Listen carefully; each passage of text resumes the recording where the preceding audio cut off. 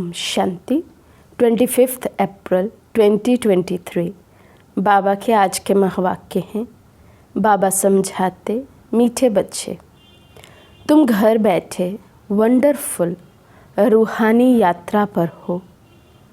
तुम्हारी है बुद्धि की यात्रा। कर्म करते इस यात्रा में कदम आगे बढ़ाते चलो तो पावन बन जाएंगे।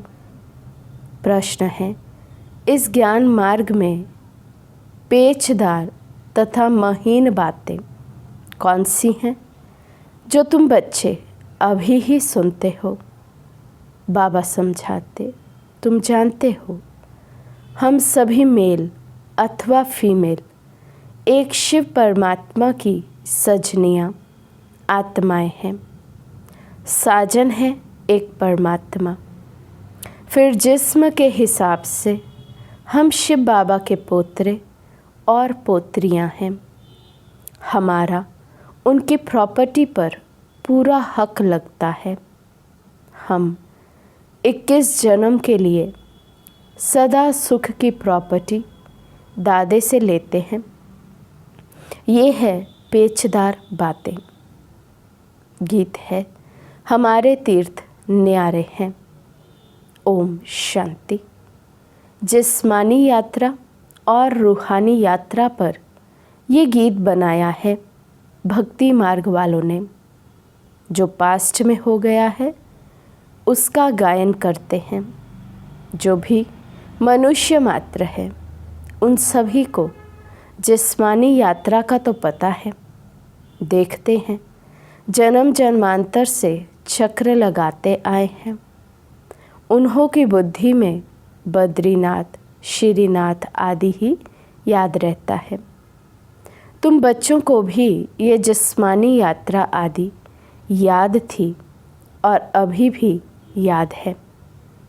तुमने यात्राएं जन्म जन्मांतर की हैं। अब तुम बच्चों की बुद्धि में रूहानी यात्रा का ज्ञान है। मनुष्यों की बुद्धि योग स्थूल जिस्मानी यात्रा तरफ है। तुम्हारा बुद्धि योग है रूहानी यात्रा तरफ। रात दिन का फर्क है। अभी तुम रूहानी यात्रा तरफ कदम बढ़ा रहे हो। ये वंडरफुल यात्रा घर बैठे करते हो। कोई समझ सकेंगे इस यात्रा को? बाबा कहते, कहाँ वो जिस्मानी यात्रा और कहाँ ये रूहानी यात्रा। रात दिन का फ़र्क है। उस पर कितनी थकावट है, ठोकरें खाना, घर से बाहर निकलना, पैदल चलना। लेकिन बाबा कहते ये रूहानी यात्रा तो कहीं पर भी बैठे बैठे बाबा को याद किया, अपने 5000 वर्ष के चक्र को याद किया, हो गई रूहानी यात्रा। बाबा समझाते, अभी तुम रूहानी यात्रा तरफ कदम बढ़ा रहे हो। ये वंडरफुल यात्रा घर बैठे करते हो। कोई समझ सकेंगे इस यात्रा को? जब धंधे धोरी आदि में लग जाते हैं तो इतनी याद नहीं रहती है, परंतु जब विचार सागर मंथन करने बैठेंगे तो अच्छी रीति याद आएगी।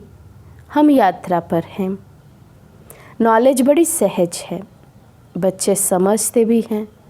बरोबर पतित पावन बाप क्या करते होंगे? पावन बनाने लिए ज़रूर यात्रा होगी। वे है स्वीट निर्वाण धाम, जिसको सभी भगत याद करते हैं। वे किसी को मालूम नहीं है कि भगवान को हमारे पास आना है व हमको भगवान के पास जाना है। समझते हैं हमारा गुरु अथवा हमारा बड़ा निर्वाण धाम अथवा अपने निराकारी वतन चला गया। अच्छा, फिर वहाँ क्या किया? जाकर बैठ गया? क्या हुआ? वे कुछ भी पता नहीं है। सिर्फ कह देते पार निर्वाण गया, ज्योति ज्योत समाया, लहर सागर में समा गई। कुछ भी पता नहीं है कि ये सृष्टि का चक्र कैसे फिरता है। अब बाप समझाते हैं, ये रूहानी यात्रा एक ही बार होती है इस अंतिम जन्म में। रूहानी यात्रा अथवा आत्माओं की यात्रा कहें। पहले पहले तो बच्चों को ये निश्चय हुआ कि हम आत्मा हैं। कहा जाता है जीवात्मा दुख पाती है, तो इस समय जब आत्मा जीव के साथ है, सजनी है, तो वे बाप को ढूंढती है। मेल अथवा फीमेल सभी सजनियां हैं।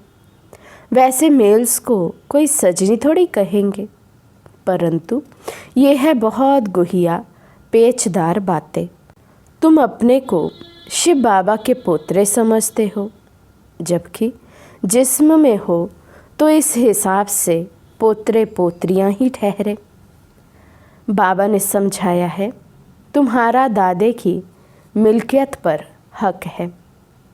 कोई बाप भल धनवान हो, बच्चे नालायक हो, उनको मिल्कियत ना दें, ये हो सकता है, परंतु दादे की प्रॉपर्टी परंपरा से राजाई कुल में चली आई है। सतयुग त्रेता में तुम दादे की प्रॉपर्टी भोगेंगे। अभी तुम दादे से प्रॉपर्टी लेते हो। दादे की प्रॉपर्टी कितनी बड़ी ज़बरदस्त है। 21 जन्म तुम सदा सुख की प्रॉपर्टी लेते हो। परमपिता परमात्मा है दादा, ग्रैंडफादर।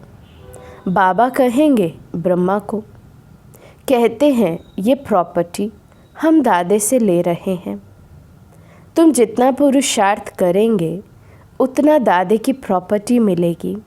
जैसे ये माता पिता जगत अम्बा जगत पिता पुरुषार्थ करते हैं, ऐसे हम भी इस पुरुषार्थ से ऐसा ऊंच बनते हैं।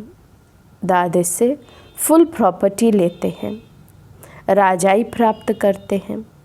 तुम जानते हो वे बादशाही फिर कितना समय चलती है। पॉइंट्स तो अथाह है।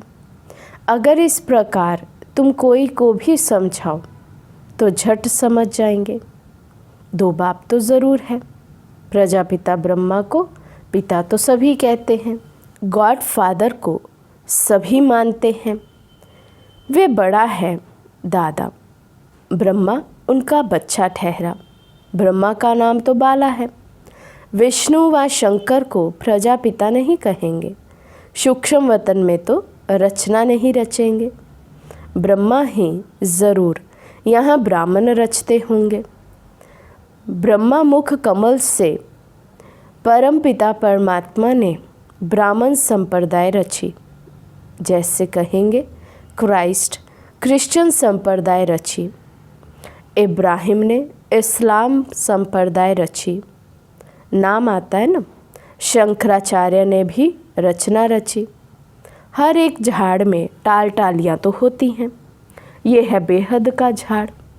उनका रचयिता अथवा बीज रूप तो मशहूर है, नामी ग्रामी है। फाउंडेशन ऊपर में है, बीज है ऊपर। बाकी टाल टालियाँ अभी यहाँ ही कहेंगे। ये सारे मनुष्यों की रची हुई रचना है। ये ब्रह्मा कुमारी संस्था बीज रूप बाप ने स्वयं रची है। जो बीज रूप परमपिता परमात्मा ऊपर में रहते हैं। ऐसे नहीं सभी टाल टालियों का बीज रूप ऊपर में है। ये बड़ी महीन बातें हैं। परमपिता परमात्मा को हमेशा ऊपर में याद किया जाता है। क्राइस्ट को ऊपर में याद नहीं करेंगे। परमपिता परमात्मा का नाम, रूप, देश, काल तो एक ही है। वे कभी बदलता नहीं। तो ये बाप बैठ अच्छी रीति समझाते हैं। तुम बच्चे जानते हो, हम अब पतित से पावन बन रहे हैं। सदैव एक रस नहीं रहते हैं। पहले 16 कला संपूर्ण होते हैं, फिर 14 कला, फिर कलाएं कम होती जाती हैं। सतयुग के बाद फिर हम नीचे आते रहते हैं। इस समय हम बिल्कुल ऊपर जाते हैं। ये हुआ ऊपर जाने का रास्ता, वे हुआ नीचे आने का रास्ता। इनकी महिमा बहुत भारी है, पतित पावन एक है। याद भी सभी एक को करते हैं, परंतु पूरा नहीं जानने के कारण देहधारियों को याद कर लेते हैं, क्योंकि इस बात में भूले हुए हैं कि पतित पावन कौन है। ज़रूर एक को कहना पड़े, सिवाय तुम बच्चों के और कोई की बुद्धि में आ नहीं सकता। तुम्हारे में भी नंबरवार है। अब तुम समझते हो, हम दादे के पोतरे हैं और बाबा के घर में बैठे हैं। यहाँ दादा भी मौजूद है, अवतार भी ज़रूर यहाँ ही लेगा ना। तुम कहेंगे यहाँ हमारा दादा हमको पढ़ाते हैं, वे परम धाम से आते हैं, वे हमारा दादा है रूहानी, और सब जिस्मानी दादे होते हैं। तो दादा कहते, खुशी में एकदम उछल पड़ना चाहिए। भल राजे रजवाड़े बहुत साहूकार हैं, परंतु वे दादा हमको क्या देते हैं? स्वर्ग की बादशाही। ये बातें अभी तुम समझते हो, सतयुग में फिर ये बातें भूल जाती हैं। वहाँ इन लक्ष्मी नारायण आदि को भी पता थोड़ी रहता है कि स्वर्ग के सुख हमको किसने दिए। अगर ये समझे तो फिर वे भी समझे कि इनसे पहले हम कौन थे। तो बाबा कहते, यदि सतयुग में भी याद रहे सृष्टि का आदि मध्य अंत, तो फिर तो वहाँ पर भी दुख फील हो जाए। फिर तो ये भी याद रहे कि अभी हम पावन हैं, फिर हम पतित बन जाएंगे, या पहले हम पतित थे फिर हमने पुरुषार्थ किया है इसलिए अब हम पावन बने हैं। तो बाबा कहते, बड़ी वंडरफुल बातें हैं। लक्ष्मी नारायण को ये पता नहीं रहता कि ये राजधानी हमको किसने दी है। सिवाय तुम ब्राह्मणों के और कोई नहीं जानते। तुम्हारा देवताओं से भी मर्तबा ऊंचा है। यहाँ तुमको दादे से प्रॉपर्टी मिलती है। तुम जानते हो बरोबर ये ब्रह्मा बाप है, इनके तन में दादा आते हैं, नहीं तो पतितों को पावन बनाने कैसे आए। सभी आत्माएं ऊपर से नीचे आती हैं शरीर धारण करने, उनको अपना शरीर है नहीं। ये सभी बातें तुम बच्चों की बुद्धि में हैं। उनको कहा ही जाता है परमात्मा। इसका मतलब ये नहीं कि परमात्मा कोई बड़ा है, आत्मा छोटी है। परमात्मा और आत्मा में कोई फ़र्क नहीं है। ऐसे नहीं परमात्मा कोई छोटा बड़ा होगा। बाप कहते हैं, मैं कितना साधारण हूँ, मेरी महिमा बहुत बड़ी है, क्योंकि सभी को आकर पति से पावन बनाता हूँ। मैं भी आत्मा ही हूँ। मेरे में जो नॉलेज है वे तुमको देता हूँ। ऐसे नहीं आत्मा कोई छोटी बड़ी होती है। आत्मा में नॉलेज ना होने कारण वे मैली हो जाती है, मुरझा जाती है, दीवा बुझ जाता है। फिर उसमें ज्ञान घृत पड़ने से दीवा जगता है। बाकी आत्मा क्या है? ऐसे नहीं कोई आग है। आत्मा ऐसे ही शीतल है जैसे परमात्मा शीतल है। वे है ही सभी को शीतल करने वाला। गाया भी जाता है, शीतल जिनके अंग, इनके अंग शीतल हो जाते हैं उनकी परवेशता से। जिसमें प्रवेश करते हैं उनको भी कितना शीतल बनाते हैं। तुम जानते हो बाबा कितना शीतल है, शीतल और गरम। वे कामचिता पर जल मरे हैं, बात मत पूछो। कोई कोई तो ऐसे पापात्मा हैं जो कितना ज्ञान छींटा डालते हैं तो भी शीतल होते ही नहीं हैं। कितनी मेहनत करनी पड़ती है एक एक के ऊपर। बाबा पूछते हैं, तुम शीतल बने हो? सन्यासी उदासी थोड़े ही कभी ऐसे पूछते हैं। माया ही सबको पतित बना देती है, कामचिता पर जलते रहते हैं। तो तुम बच्चे जानते हो कि प्रजापिता ब्रह्मा के हम बच्चे हैं, शिव बाबा है दादा, तो वर्षा मिलना चाहिए ना। एक बाबा एक दादा, उनसे प्रॉपर्टी अनेक बच्चों को मिलती है, और कोई भी मनुष्य को प्रजापिता नहीं कहेंगे। शिव बाबा आत्माओं का पिता तो है ही।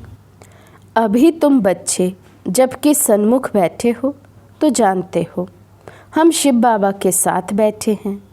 वे हमारा दादा है जो स्वर्ग का रचयिता है।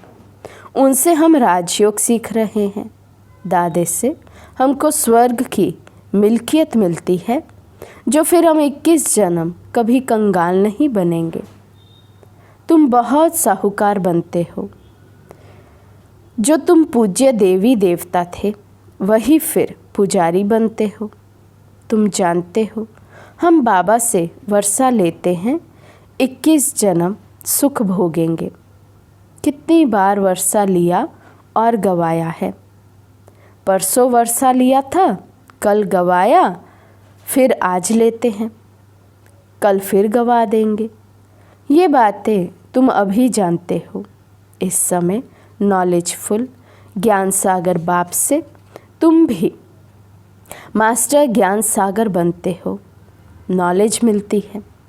बाकी ऐसे नहीं कि कोई तेजोमय बिजली बन जाते हो। ये है सारी बढ़ाई। जैसे श्री कृष्ण की बढ़ाई की जाती है। वे जन्मता है तो सारे घर में रोशनी रोशनी हो जाती है। अब उस समय तो था ही स्वर्ग, दिन, रोशनी तो थी ही। बाकी ऐसे थोड़ी कोई लाइट निकलेगी। ये भी सिर्फ महिमा की जाती है। वैसे ही परम पिता परमात्मा भी परमात्मा है। बाकी महिमा सारी कर्तव्य पर निकलती है। महिमा तो बहुतों की निकली हुई है। मनुष्य कहते हैं फलाना मरा, स्वर्ग पधारा। तो स्वर्ग क्या ऊपर में है? दिलवाड़ा मंदिर में भी छत में बैकुंठ दिखाते हैं। नीचे में है आदिदेव, आदि देवी, जगत पिता और जगत अम्बा। तो ज़रूर ये नीचे नर्क में बैठे हैं। स्वर्ग में जाने के लिए राजयोग सीख रहे हैं। ये तुम बच्चे जानते हो, हूबहू एक्यूरेट यादगार है। हम भी यहाँ आकर बैठे हैं। कितनी वंडरफुल बातें हैं। बच्चे आकर दादा के बने हैं तो वे खुशी का पारा चढ़ना चाहिए। हम पावन दुनिया के मालिक बनते हैं। मेहनत बिगड़ थोड़ी विश्व का मालिक कोई बनेगा। वे मेहनत है स्थूल, ये है सूक्ष्म। आत्मा को मेहनत करनी पड़ती है। रोटी पकाना, धंधा आदि करना, ये सब आत्मा करती है। अब बाबा आत्माओं को इस रूहानी धंधे में लगाते हैं। साथ साथ जिस्मानी धंधा भी करना है। बाल बच्चों को संभालना है। ऐसे नहीं बाबा हम आपके हैं, ये बच्चे आदि आपको संभालना होगा। सबको बाबा संभाले तो इतना बड़ा मकान भी ना मिल सके। दिल्ली के किले जितने सैकड़ों किले हों तो भी इतने बच्चों को कहाँ रखेंगे? हो नहीं सकता। फिर तो इस मकान की कोई ताकत नहीं। कायदा ही है गृहस्थ व्यवहार में रहते हुए अपना पुरुषार्थ करो। इतने सब बच्चे यहाँ आ जाएं तो चल कैसे सके? तो बाप कहते हैं मुझे याद करो।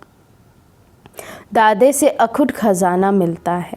कितनी खुशी की बात है। टाइम कोई जास्ती नहीं है। गाया जाता है राम गयो रावण गयो। आगे साक्षात्कार होता रहेगा कि इसके बाद क्या होना संभव है। अपने घर के नज़दीक पहुंचते हैं तो वे झाड़ आदि देखने में आते हैं। तुम भी नज़दीक होते जाएंगे तो समझेंगे अब क्या क्या होगा। बाबा ज्ञान भी देता रहेगा। अच्छा, मीठे मीठे सिकी लदे बच्चों प्रति माता पिता बाप दादा का याद प्यार और गुड मॉर्निंग। रूहानी बाप की रूहानी बच्चों को नमस्ते। हम रूहानी बच्चों की रूहानी बाप दादा को दिल व जान सिक व प्रेम से नमस्ते नमस्ते नमस्ते जी। धारणा के लिए मुख्य सार। फर्स्ट पॉइंट, बाप समान शीतल बन ज्ञान छींटा डाल मनुष्य आत्माओं को भी शीतल बनाने की सेवा करनी है। सेकंड पॉइंट, दादे की मिल्कियत को याद कर अपार खुशी में रहना है। रूहानी धंधा कर विश्व की बादशाही लेनी है। आज का वरदान है समीप संबंध और सर्व प्राप्ति द्वारा सहज योगी बनने वाले सर्व सिद्धि स्वरूप भव।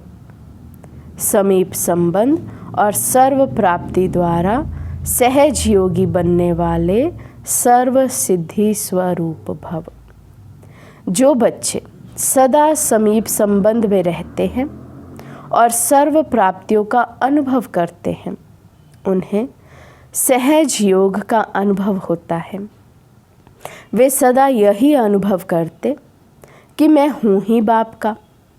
उन्हें याद दिलाना नहीं पड़ता कि मैं आत्मा हूँ, मैं बाप का बच्चा हूँ, लेकिन सदा इसी नशे में प्राप्ति स्वरूप अनुभव करते, सदा श्रेष्ठ उमंग उत्साह और खुशी में एक रस रहते, सदा शक्तिशाली स्थिति में रहते, इसलिए सर्व सिद्धि स्वरूप बन जाते हैं।